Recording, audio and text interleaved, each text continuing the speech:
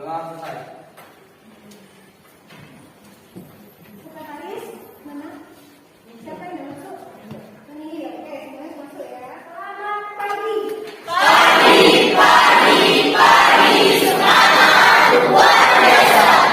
Apa kabarnya hari ini? Alhamdulillah, luar biasa. Allahu Akbar. Alhamdulillah, syukur ya pagi ini ya.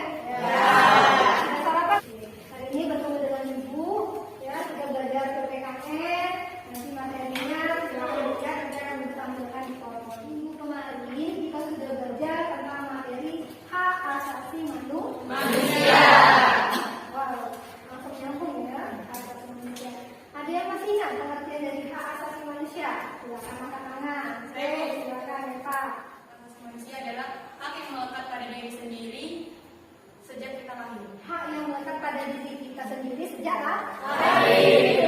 Jadi kita punya hak, ya sebagai manusia itu punya hak. Jadi banyak sekali hak yang sudah kita belajar kemarin, ada hak untuk hidup, hak untuk mendapatkan pekerjaan dan sebagainya. Dan dijamin oleh undang-undang. Nah, minggu ini kita akan membahas tentang demokrasi, ya. Tapi banyak pemahaman kita ya, yang akan dibahas ya.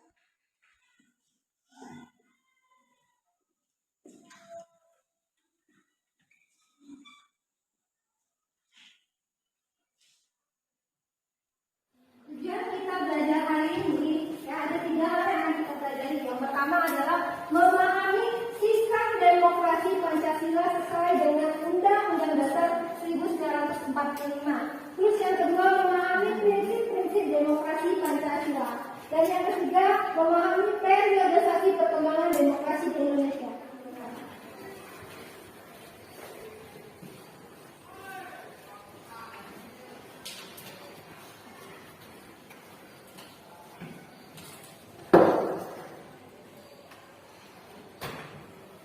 Dan dinamika demokrasi Pancasila menurut Undang-Undang Dasar 1945. Ini ada gambar tentang demokrasi. Coba mau ada yang tahu gambar apa aja yang ada di situ? Kegiatan masyarakat. Oke, nanti ada kegiatan masyarakat. Apa contohnya? Pos kampung. Ada pos kampling. Jadi masyarakat itu melaksanakan pos kampling. Jadi menjaga daerah sekitar dan menjadikan yang punya pos kampling tidak aman. Itu salah satu gambaran tentang demokrasi. Ya, betul. Ya. Oke, kalau demokrasi yang ada di Indonesia tidak dibuat-buat saja, tapi ada dasar hukumnya diatur di dalam Undang-Undang Dasar pasal 1 ayat 2 Undang-Undang Dasar. Ya itu. Kita lanjut lagi. Nah, demokrasi. Ada yang mau membacakan?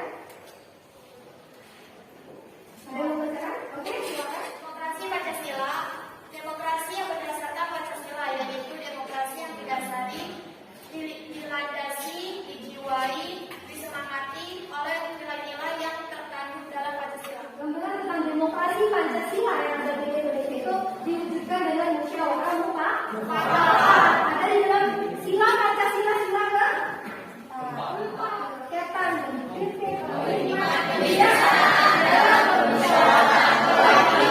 Jadi dengan adanya musyawarah sebenarnya Indonesia akan aman. Kalau dengan cara dimusyawarahkan dan akan menghasilkan yang namanya kesepakatan atau mufakat. Prinsip-prinsip demokrasi. Ada banyak prinsip demokrasi. Yang pertama, demokrasi yang berketuhanan yang Maha Esa. Bahwa melaksanakan demokrasi ini dan negara harus berdasarkan agama, berdasarkan ketuhanannya. Jangan sampai tidak berdasarkan ketuhanannya. Dan dengan kecerdasan, berkedaulatan rakyat. Artinya yang memegang kekuasaan itu adalah rakyat. Bukan pemisahan kekuasaan. Ada pemerintahan legislatif, pemerintahan eksekutif dan yudikatif. Tidak cuma presiden baik, ada anggota DPR, ada bupati, ada menteri, ya. Sampai di sini ada yang mau ditanyakan? Ada? Oke, silakan. Yang ini.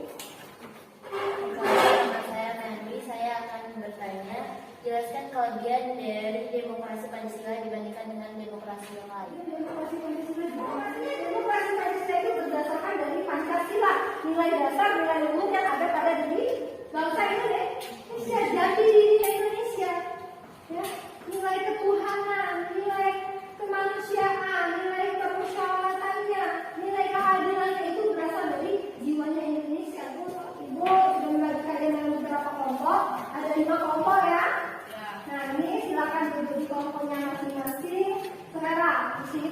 1, kelompok 2, kelompok 3.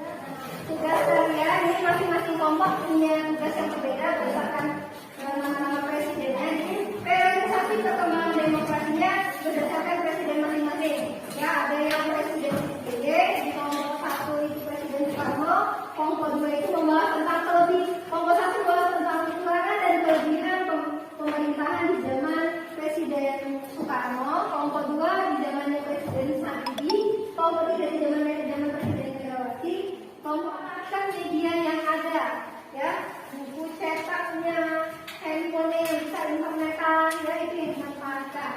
Ya, silakan juga berdiskusi dengan kelompok kalian ya. Sekarang kumpulkan dulu informasinya, ya, paham? Oke, ini ya berdiskusinya ya. Baru saya dulu mana hanya itu. Ya. Ini siapa? Yang cari ukuran dan kelebihan.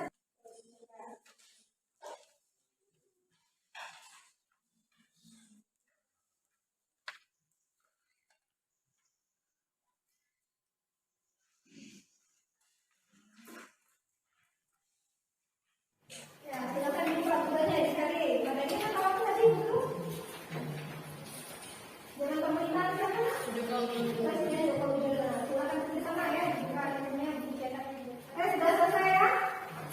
Nah, kalau sudah selesai terkumpul informasi, silakan sekarang kalian pindahkan ke lembar jawaban diskusi kalian. Ya, apa yang sudah kalian kumpulkan tadi, boleh, silakan. Tulis ya, ditulis. Ditulis. Ini kan ada lembar yang ada di sini. Nah, silakan dicari ya.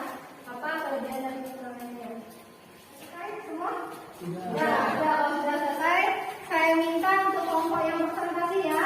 Yang lain tolong disimak, mereka presentasi. Kalau mau ada yang ditanyakan, boleh ditanyakan. Paham?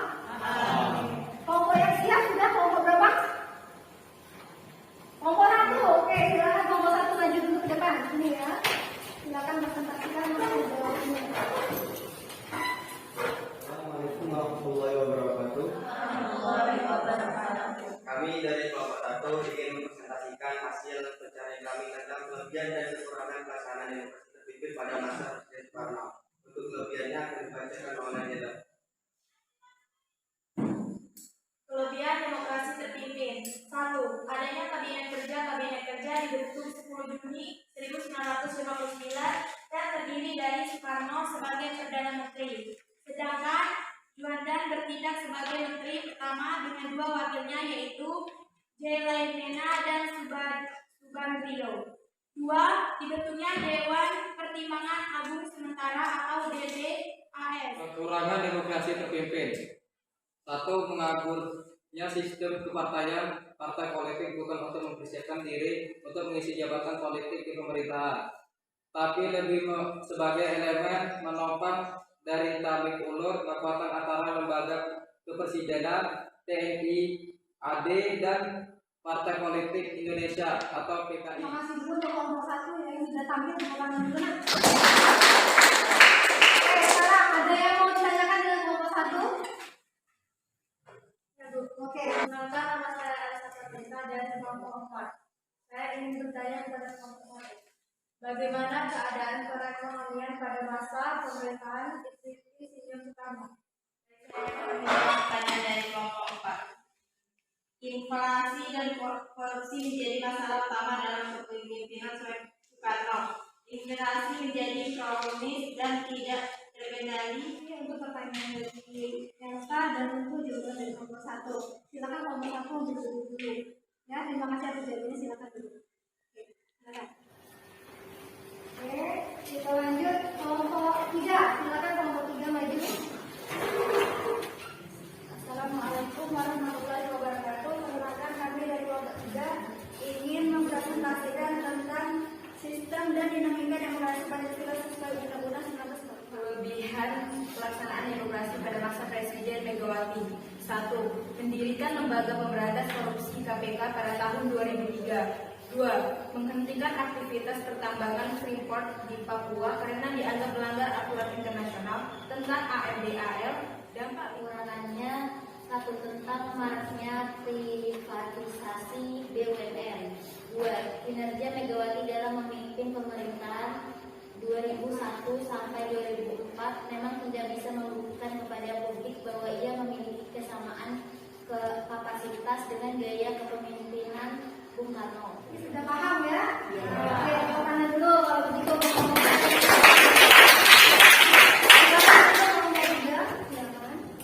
Sudah mendengarkan hasil diskusi dari kelompok.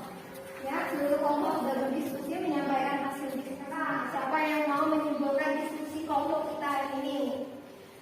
Siapa? Oke, boleh tadi, boleh. Diri tadi. Perkenalkan, nama saya Dani. Saya akan menyimpulkan hasil diskusi yang telah kita laksanakan tadi. Jadi kesimpulannya kita dapat disimpulkan bahwa periodisasi demokrasi di Indonesia di masa ke masa banyak terjadi perubahan yang signifikan. Terima kasih untuk Teddy yang sudah menyampaikan hasil diskusinya. Karena diskusinya sudah selesai, Ibu akan memberikan kalian tugas. Ini tugas individual, silakan dikerjakan. Ya.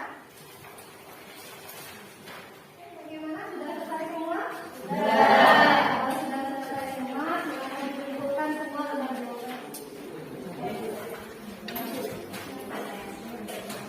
Tadi kita belajar dari awal, sudah saya jelaskan mengenai sistem demokrasi Pancasila sesuai Undang-Undang Dasar 1945, kemudian prinsip-prinsip demokrasi Pancasila, kemudian periodisasi perkembangan demokrasi di Indonesia.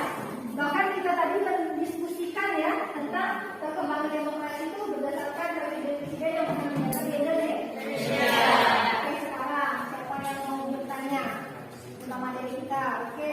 Desti, silakan berdiri Desti. Perkenalkan, nama saya Desti. Saya ingin bertanya. Pertanyaannya adalah, apakah sistem pelaksanaan demokrasi di Indonesia sudah berjalan dengan baik? Indonesia sudah berjalan dengan baik. Ada yang mau jawab? Saya, Bu. Jadi sistem demokrasi Indonesia sudah berjalan dengan baik, Bu, karena adanya sistem pemilihan umum.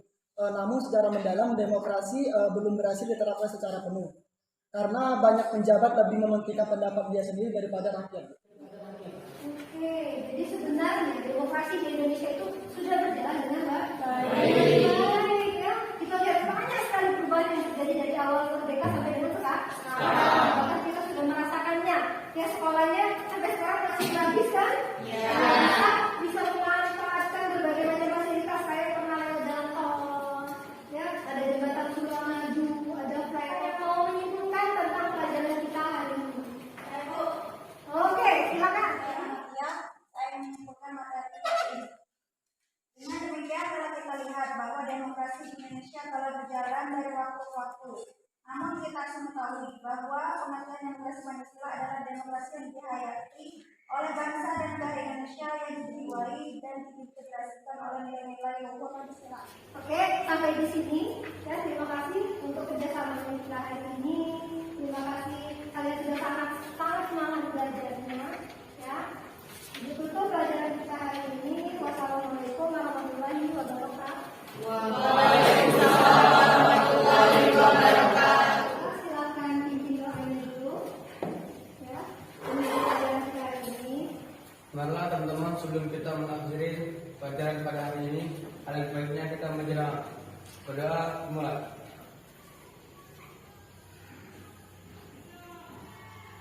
Doa selesai.